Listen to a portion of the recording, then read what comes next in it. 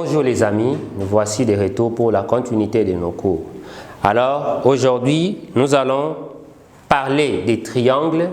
Comme la fois passée, on avait parlé des angles, qui est une figure géométrique formée de deux demi-droites appelées côtés, ayant la même origine appelée sommet. Alors aujourd'hui, nous allons parler des triangles. Qu'est-ce qu'un triangle? Je sais que vous avez appris les triangles depuis l'école primaire. Alors en passant, on va donner une définition. Un triangle est un polygone à trois côtés, dont la somme des mesures des angles intérieurs est de 180 degrés. Alors, nous avons plusieurs sortes de triangles. Quand nous disons qu'un triangle est un polygone ou une figure géométrique qui a trois côtés, alors ces triangles sont classifiés selon les mesures de leurs angles et selon les mesures de leurs côtés. Alors, ici au tableau, nous avons classifié les triangles selon les mesures de leurs angles. Alors, un triangle a toujours au moins deux angles aigus. Ainsi, c'est la mesure du troisième angle qui permet de classifier les triangles. Là, la classification selon les mesures de leurs angles. Alors, nous avons le premier triangle, un triangle acutangle. Un triangle acutangle, c'est un triangle qui a un angle aigu. C'est le troisième angle qui est aigu qui classifie, qui nous permet à nommer ces triangles.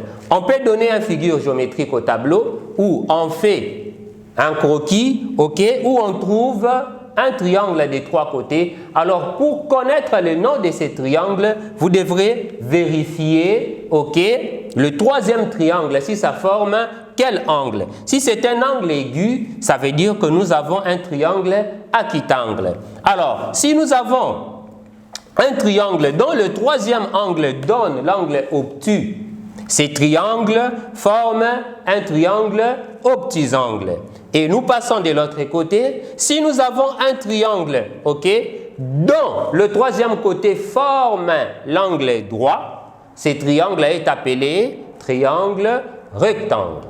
Là, c'était pour le premier cas de la classification des triangles selon leur mesure des angles. Alors, on nous dit, notez bien, un triangle rectangle possède un angle droit, dont deux côtés perpendiculaires. Donc, cet angle droit, son amplitude est de 90 degrés. Là, je sais que vous le savez. Je disais, un triangle rectangle possède un angle droit, donc deux côtés perpendiculaires. Alors, ce triangle rectangle a un angle droit et l'amplitude de l'angle droit c'est 90 degrés. Nous passons au deuxième point, ou à la deuxième classification des angles, des triangles plutôt, des triangles selon le nombre des côtés ou d'angles isométriques. En passant, nous avons dit deux angles ou bien deux paires d'angles sont isométriques s'ils ont la même mesure. Alors ici, nous avons les sortes d'angles selon les sortes de triangles selon le nombre des côtés ou d'angles isométriques. Alors, un triangle, nous avons ici au tableau un triangle isocèle. Un triangle isocèle a deux côtés isométriques. Les deux côtés sont les mêmes. Un triangle équilatéral, c'est un triangle qui possède trois côtés isométriques. Ça veut dire tous les trois côtés sont égaux et tous les angles aussi sont égaux. Et enfin, nous avons un triangle scalène qui n'a aucune paire de côtés isométriques, donc aucune paire d'angles isométriques.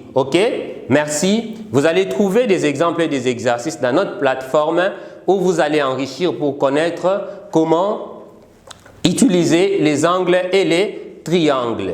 Que Dieu vous bénisse. Surtout, n'oubliez pas les gestes barrières pour vous protéger contre Covid-19. Merci.